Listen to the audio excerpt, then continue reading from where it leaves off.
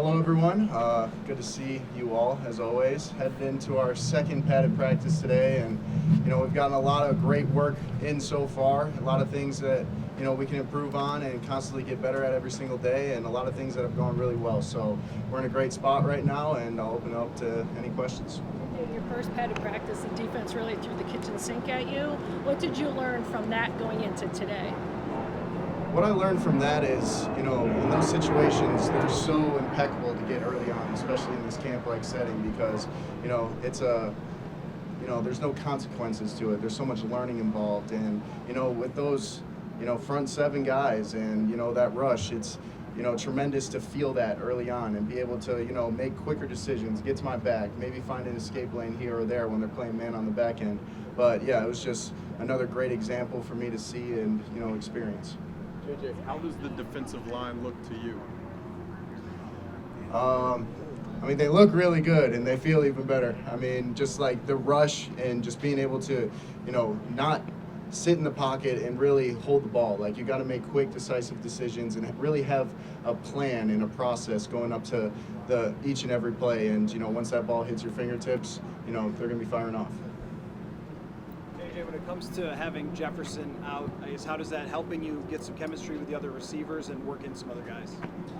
We miss him big time, but this game of football, a lot of things can happen, and you're not going to have every single guy for every single game. So it's a great little experiment for us to see who's going to step up and really, show themselves throughout this training camp. But, all the receivers have been doing a great job. A lot of the young guys rising to the occasion, and it's been a lot of fun to get those extra reps in with a lot of those guys. What's your bar for a successful day of training camp? Honestly, constant improvement, learning every single day, and when the periods don't go your way, you're always asking why. It's never a loss, and you're always learning from it, good or bad. But especially those periods where they really get you, I feel like that's where we can learn the most about ourselves and our offense as an identity. And along those lines, the red zone yesterday, what was your take about how that went?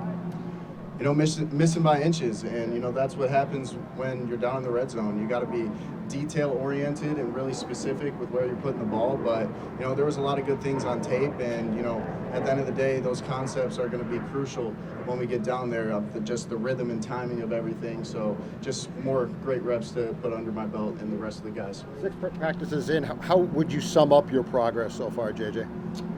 I would sum it up to, just more and more comfortable in this system, just attacking the process of the pre-snap, the cadences, knowing where everyone's at. And, something I really wanted to work on was just those layered balls and being able to find my touch again. And I feel like I made some significant strides with that part of my game. And, at the end of the day, I feel like we're getting, 2% better every single day, and that's all that matters. Just in general, how were you feeling after Monday's practice? I'm feeling really good. Yeah, it's considered the dog days of camp, but I feel like, the guys are fired up and amped up for today, and KO and the trainers, they take great care of us. The training staff, they do a great job of just making our bodies feel absolutely amazing going into each and every day, and I feel like we're on a great track. With all the situational work you do, where's the greatest benefit to you from that, and is it more work time spent on that than you might have imagined that goes on in the NFL, or is that sort of sticking with the way that you did at college?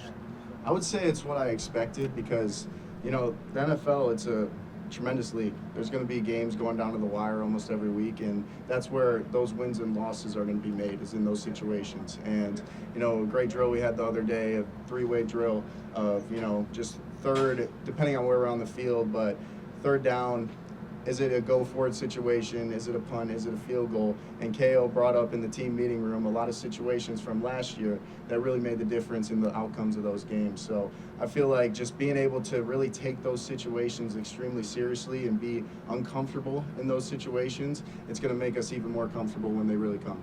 JJ, with Jefferson's injury, where do you feel like your chemistry was at with him before he went down, and then how do you work on that when he's hurt? I feel like we were in a really great spot. Spent a lot of time in the offseason just getting on the same page. He's a different receiver. He moves in different ways, and just being able to, really get reps and reps and reps with him is huge. And unfortunately, you know, he's down with a little bit of soreness, but at the end of the day, you know, we're going to pick up right where we left off. We're still communicating off the field, and, you know, he's still communicating with me on the field on how he would run certain routes and where the ball placement would be. So I think it's in a really good spot. He's verbal like that with you guys from the sidelines. I love it. You know, he's one of the leaders on our team, does a tremendous job of just always being interactive and in it. You know, a lot of those guys, they can sometimes hide away in the training room and kind of do their own thing, but you really feel his presence out there, and just being able to, you know, pick his brain next to him in the locker room and out on the field, it's really awesome. JJ, the real-time coaching you're getting from KO out there, what are those moments like after a rep, good or bad, when he'll pull you off to the side and kind of talk to you in real time? It's amazing because it eliminates any gray area. I don't have any time to really think about and process, you know, why the outcome went the way it did, but just being able to get that, you know, like you said, live time feedback and being able to really, you know, understand it, okay, that's the why behind it, then move on to the next play. It's extremely huge, for sure. JJ, can you talk a little bit about how much more you have to manage in the huddle and line of scrimmage than when you were in college, when you were at Michigan? It's definitely a step up. You know, we did a lot at Michigan with just, you know, the play calls and being able to check things at the line. But this takes it to a whole nother level with KO's offense. And, you know, he says the hardest part about playing the quarterback position is in this offense is pre-snap. You know, after post-snap, the rest takes care of itself. But just being able to identify coverage, you know, remember the motions, make the protection calls, and, you know, react once the ball hits your hands. You know, he does a great job of just, you know, talking through that process pre-snap and just going out there and making it as effortless as possible. JJ, how do you go about that part of learning the protections? Whether it's meeting with Ryan Kelly, meeting with coaches, what's your process for learning how to set protections and command it? We do a lot of meeting time. We go over it a lot in the quarterback room, and just always being vocal with Ryan Kelly and the rest of the guys, and, you know, just lunch period in the locker room, and we do a lot of protection walkthrough stuff, so they really make it super organic to really be on the same page. What prompted you to make the layering throws thing one of your big goals for the summer? What prompted that? I feel like just not having those reps last year, like on the scout team and just throwing, that's something that you miss out on. You know, when you take a substantial amount of time off from throwing the football, you got to find that touch again. And, you know, there was a lot of throws in OTAs where I feel like could have gone a lot better as an outcome if I had that touch. So just learning from, you know, failures and trying to get better from that. And speaking of that, it looks like as training camp practices have gone on, that you are trying to make different throws. Like the first couple days, you know, there were times where you threw it hard and threw guys and it didn't work. Are you just trying different things now too that aren't necessarily applicable to games to see if they will work? Yes, there's a fine line between that, especially in this camp period where it's very competitive. But yeah, this is practice at the end of the day. We're always trying new things to, you know, see how far we can expand, you know, that repertoire of throws. But at the end of the day, it's about, you know, getting the ball to my receivers and getting it over defenders and definitely not through them. So, yeah. What have you seen from Max Brosmer, and have you been able to connect with him some? Yeah, Max is the man, you know, just super detail-oriented, works his butt off.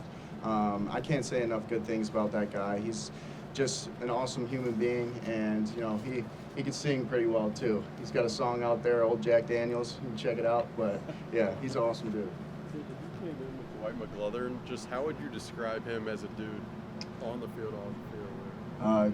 Dwight McClothern, also known as Nudie, he's one of my favorite guys on the team. Just somebody that's consistently vibrant, always connecting with every single player, every single coach, and he's one of a kind personality. And you see it on the field. He makes plays in unique ways, and it's really special to have him on our team. And I really appreciate him being in my class because we got a special bond that way too. Thanks, everybody. Thank you so much.